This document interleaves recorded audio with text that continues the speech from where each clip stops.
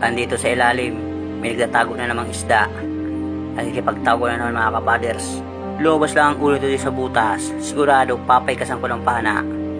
Dito sa kabilang butas, aabangan ko dito. Makita ko lang talaga. Nasa na kaya yun? Uy, na ito!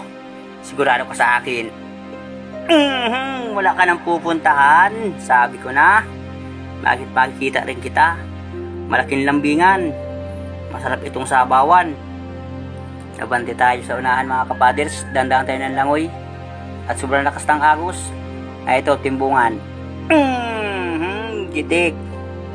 Yo, meron tayong pambinta. Pili ito mga kapaders. Ito yung madalas kong iulam. Kailangan pambinta na muna mga kapaders. Hanap ulit tayo. Na ito, paro. Malapad. Nasaan kaya ang kasawa nito? Walang kasama. Siguro ito balo. Diyan sa parting unahan, abantayan natin. Matawid tayo ng ibang bahura na ito manitis, nakadapa sa buhangin. Mamatahin ko. Lagata ka dyan. Ito makikita nyo pinagkaiba ng timbungan tapos manitis sa taga-buhangin. Parehas lang sila may balbas pero ang presyo nila parehas lang din. Ito pa, bukaw yung nabaon sa buhangin. Ganda ng tama.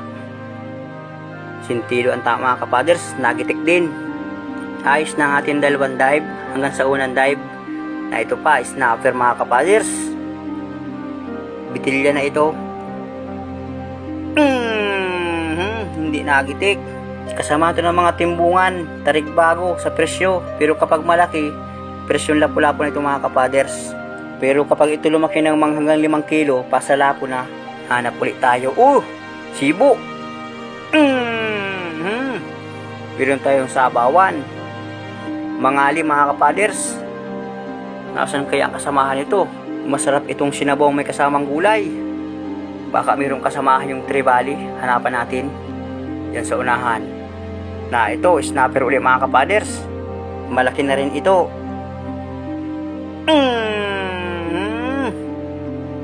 Yun, parang nagitik. Di naman sa pag-ilan dalawang mata. Mangali rin ang kalangoy, kapadyak. Sunod lakas kayo ng agos ngayon. Diyan sa unahan. Na ito, surahan mga kapaders. Pang ulam. Ay, nakabunot pa. Magandang gabi sa inyo lahat mga kapaders. Ay, habang sayang yung surahan. Yung huli pa na ako, di ko nakuha. Ito, isang plangganita mga kapaders. Isang plangganang malaki. Sobrang isang estero yan. Nakabanagan pa tayo. Yan ang sa banagan, bawi na ang gastos mga kapaders. Yan, may mga lapu-lapu, surahan, bukawin, timbungan, alatan. Maraming salamat ulit Lord na marami sa gabay sa ipagpalaot. At maraming salamat din sa blessing. Ayan, natalap ng manok mga kapaders. Madaling araw na. Dadalhin namin sa buyer. At para bukas, hindi na magbibinta. Pipiliin na namin ang pangulam at yung pambinta. Yun ang ilalagay sa estero mga kapaders. Maraming salamat ulit sa inyong panonood. Ababang lang bukas.